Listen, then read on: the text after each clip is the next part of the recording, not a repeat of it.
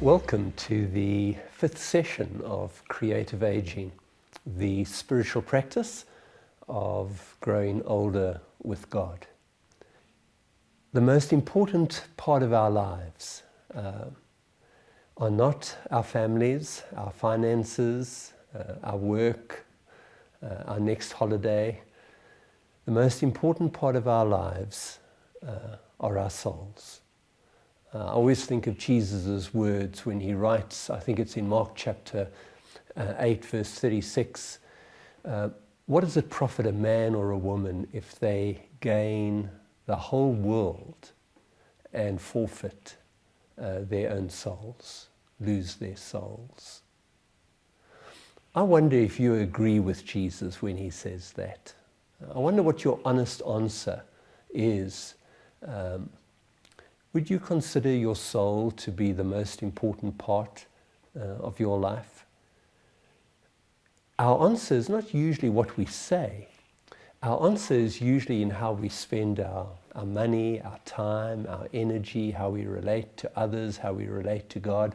When we look at how we spend our daily lives, that gives us the honest answer to the question of what we consider to be the most important part of our lives.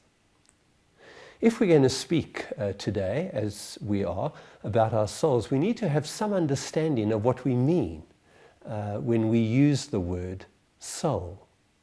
What does that word mean? I find it intriguing that the Hebrew word for soul in the Old Testament is a metaphor. It's the word that we use for neck, nephesh, N-E-P-H-E-S-H. Think about your neck for a moment. Your neck joins your brain, your nervous system, your whole body. Your neck is so important in terms of your breathing. We breathe in through our nose, through our throat, into our lungs. Our neck holds our whole body together. It has that important jugular artery. If you want to kill someone, what do you say? I'm going to go for their jugular. That's our soul. Our soul holds our whole body and being together. My mentor and friend Dallas Willard had a very sophisticated definition of the soul. He described the soul as that aspect of our lives that correlates, that integrates, that harmonizes all the different dimensions of our being. So when our souls are working well, when our souls are healthy, our lives are healthy. There is a sense of harmony, there is a sense of connection, of meaningfulness. But when our souls are unhealthy, our lives begin to fall apart. There is a sense of disconnection, disharmony, sense of emptiness, meaninglessness.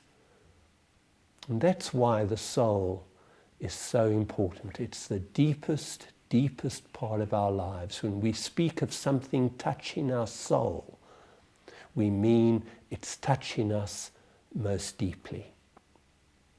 So how do we look after our souls? How do we care for them? And that is our responsibility. We can't outsource that responsibility. I am responsible for my soul before God, and you're responsible for your soul before God. Debbie's not responsible for my soul, my children are not, my congregation's not responsible. I am solely responsible. So how do I begin to really care for my soul and look after my soul so that it really is healthy? I want to make a few suggestions. I want to suggest, first of all, that we look after our souls when we acknowledge that we have a soul. Our lives are kind of made up of outer parts and inner parts. And I think so much of our lives we devote to the outer parts of our lives. Our reputation, our appearance, our work, our careers, etc. And very often we tend to neglect the inner parts of our lives. And then we experience those disruptive moments that come to every human life, moments of loss, moments of pain, and very often those are the moments when we realize that we really need to pay attention also to the inner dimensions of our lives. And one of those crises which wakes us up is the crisis of aging, of getting older. This is the time when some of those outward things that we gave so much time to and so much energy, they now become a little bit less important. And so aging becomes a wonderful opportunity for us to begin to pay attention to the deepest part of our lives.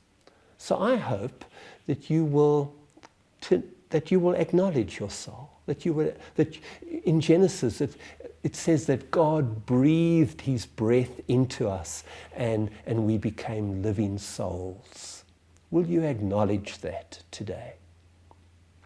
The second thing I want to suggest is this, that we begin to look after our souls. We begin to care for them when we ensure that there is a living connection between our souls and the living God, the Spirit of the living God.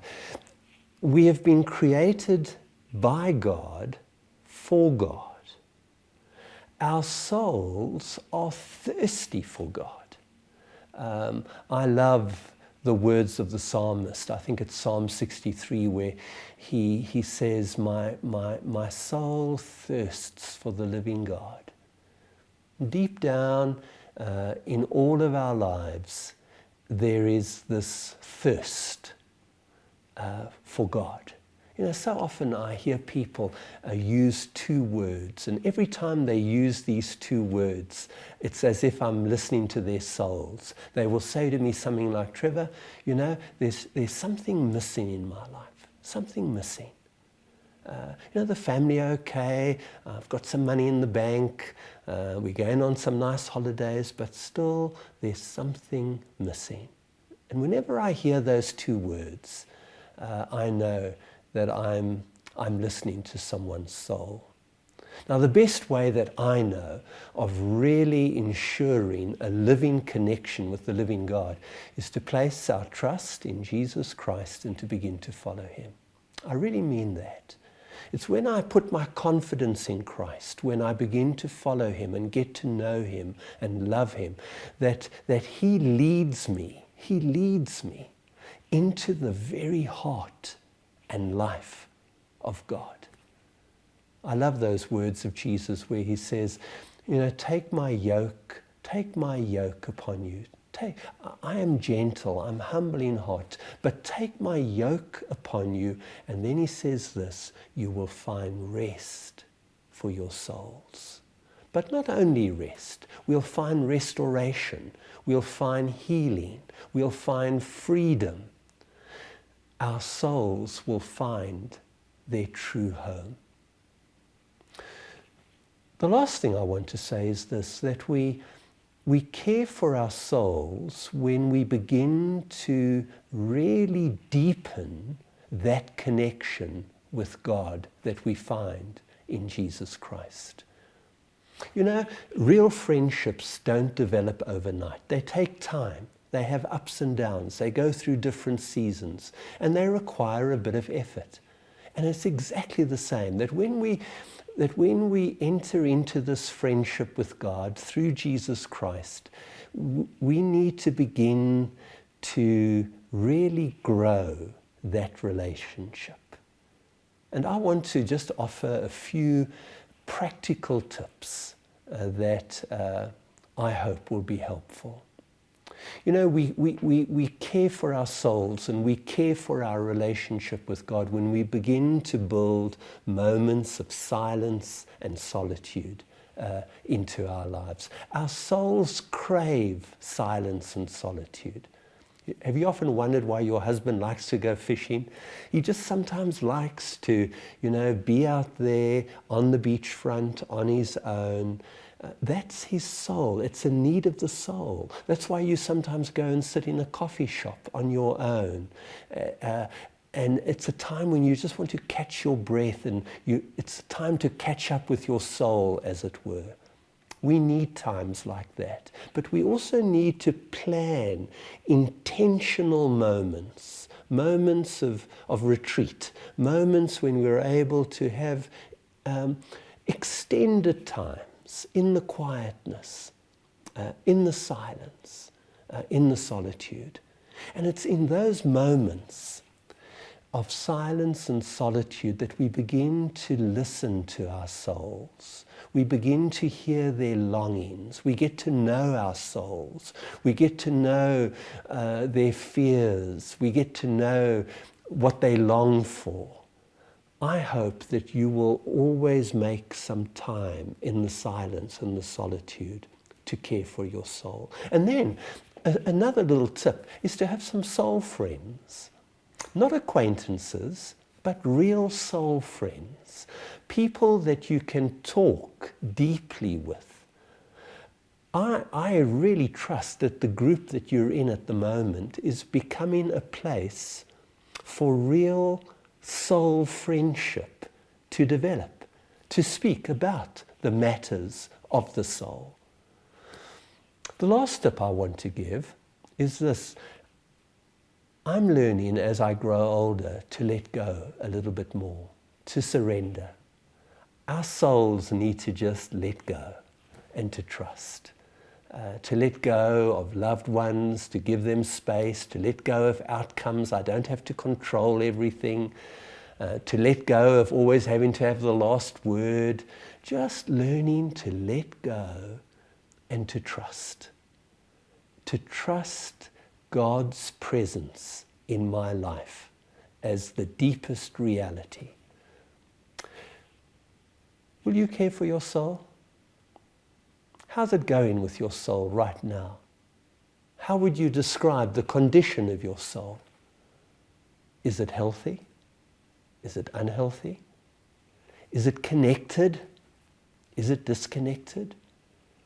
Are you creating some spaces in the silence and the solitude for that relationship with God to grow? Some good conversations with soul friends? Above all, are you learning to let go and let God be the deepest reality of your life? God bless you.